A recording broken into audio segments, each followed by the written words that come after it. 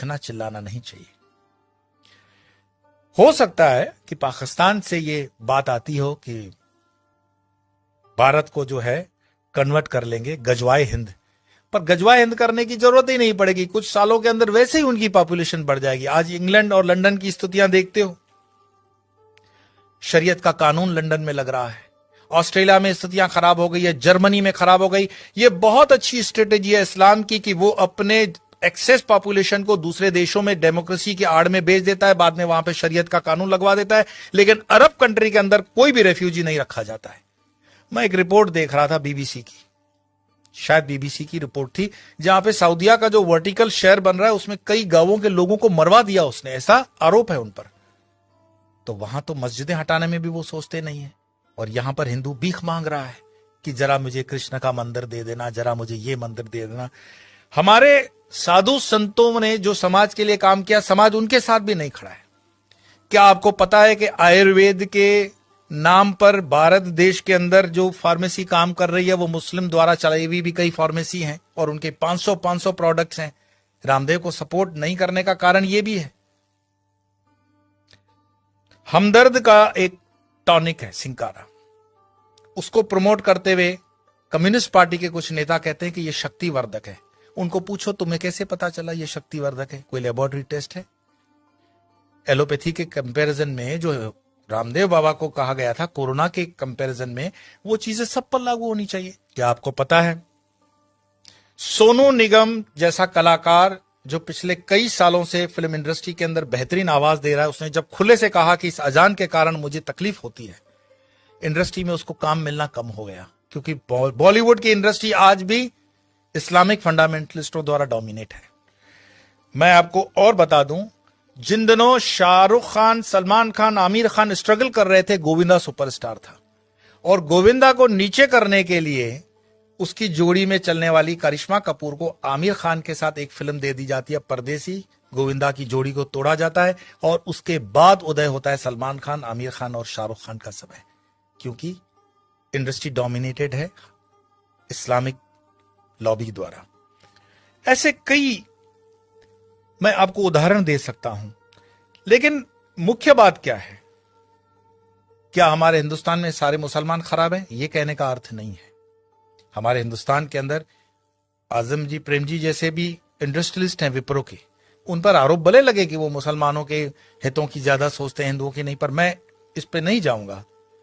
परंतु यहां मुसलमान न सिर्फ बढ़ रहे हैं, सुख संपन्नता के साथ बढ़ रहे हैं, ऐसा उस रिपोर्ट में कहा गया है। तो दुखी कौन हो रहा है? दुखी हो रहा है हिंदू। हिंदू क्यों दुखी हो रहा है? क्योंकि वो कर्महीन होकर के जीना चाहता है और बेवजह की फालतू चीजों में वो अटका हुआ है। अपनी ना तो वो स्किल को डेवलप कर पा रहा है और अपने हर छोटे छोटे उद्योग को छोड़ता जा रहा है। आज जब हम अपने आश्रम का भी काम करवाते हैं तो लेबर ढूंढने में हमें तकलीफ पड़ जाती है। देश के अंदर कोई बेरोजगारी प्राइवेट सेक्टर में नहीं है, लेकिन कोई रबिश होते हैं जर्नलिस्ट जो अपना खीसा गर्म करने के लिए, जनता को गुमराह करने के लिए अलग अलग रिपोर्ट्स देते हैं। देश के अंदर आज भी उतना ही रोजगार है, अगर युवान ठान ले तो बहुत कुछ कर सकता है, लेकिन जो आप जगह खाली करते हो वो दूसरा आता है। गुजरात के हाईवेज पे एक पूरी होटल्स की चेन है, वो चेन चलाते हैं चेलियास कम्युनिटी के लोग। चेलियास मुस्लिम कम्युनिटी है और उनकी इतनी यूनियन होती है कि उसमें दूसरा कोई होटल नहीं खोल सकता हिंदू। मैं पूरे गुजरात हाईवे की बात कर रहा हूं, नेशनल हाईवे नंबर 8। साल में सिर्फ 2-3 दिन ये होटलें बंद होती हैं। आपकी ताकत नहीं है कि इस इलाके में कुछ काम कर सको। और उनके होटलों के नाम जो रखे जाते हैं इतने मिसगाइडिंग होते हैं कि आपको पता भी ना पड़े कि ये हिंदू की है कि मुस्लिम की है। होटल का नाम होता है भारत, नव Gujarat, Tulsi, Kabir, Jai Hind, Sarvodaya, dine in, dine out. किसको पता पड़ रहा है ये इस्लामिक माइंडसेट की होटल है? लेकिन सारे ट्रक ड्राइवर जानते हैं ये अपने वाले की है। लेकिन हिंदू को इतना बुद्धि नहीं होता कि ये किस होटल में जा रहा है, क्या खा रहा है, क्योंकि जीवन भर हमने हलाल खाने के लिए ही ठेका ले रखा है। हिंदू को इतना स्वाभिमान नहीं है कि वो कह दे कि जो मैं खान पान खाता हूं तो मेरे प्रोडक्ट पर तुम लोग सात्विक, राजसिक या तामसिक का लेबल लगाओ। भाई सात्विक है तो उसको ऑरेंज कर दो, राजसिक है तो उसको लाल कर दो, तामसिक है तो उसको काला कर दो, वेजिटेरियन का ग्रीन तो है ही। हर चीज पे हलाल लगा हुआ है और हलाल का तुम्हें मलाल भी नहीं है। तो कितने में तुम प्याज लहसुन को मत खाओ, लेकिन ये हलाल खाते हुए तुम्हारे बच्चे जो हैं क्या बन रहे हैं? ये जिहाद करने की जरूरत पड़ेगी नहीं उनको। ये साधु संतों को भी सोचना पड़ेगा कि तुम शेर को भी घास खिलाओगे, गाय को भी घास खिलाओगे, क्षत्रियों को भी घास खिलाओगे और ब्राह्मणों को भी घास खिलाओगे। हमने खान पान को बदल करके पूरे डीएनए सिस्टम को बदलने का पाप किया है, और जब इस पाप की हम ठीक से बैलेंस नहीं करते हैं तब तक इस पॉपुलेशन को ठीक करना बड़ा मुश्किल होगा।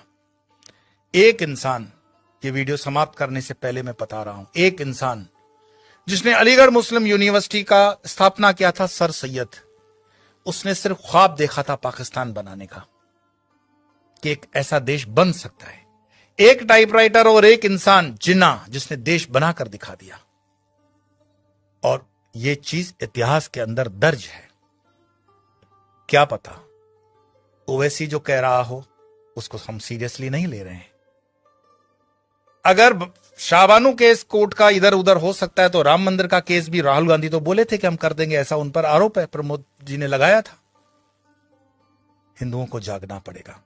कोई शंकराचार्य फिर से आए ना आए इसकी कोई गारंटी नहीं है।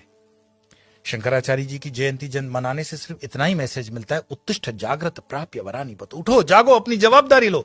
कब तक दूसरों के कंधों पे रहोगे कि ये तुम्हारी जवाबदारी लेगा? और धर्म का काम चेतना जगाना है। बाकी ये मेरा वीडियो मरे हुए लोगों के लिए तो है नहीं, चैतन्य लोगों के लिए। और चैतन्य जो सुन रहे हैं उनको लगता है कि आगे 2-4 चैतन्य है तो फॉरवर्ड कर देना, और मरे हुए लोगों को वीडियो देखने के लिए मैं कोई आग्रह करता ही नहीं हूं। आपके भीतर आपका सनातन जागे, भारत जागे, हिंदुत्व जागे। इसी प्रार्थना के साथ इतना ही। कल फिर मिलेंगे।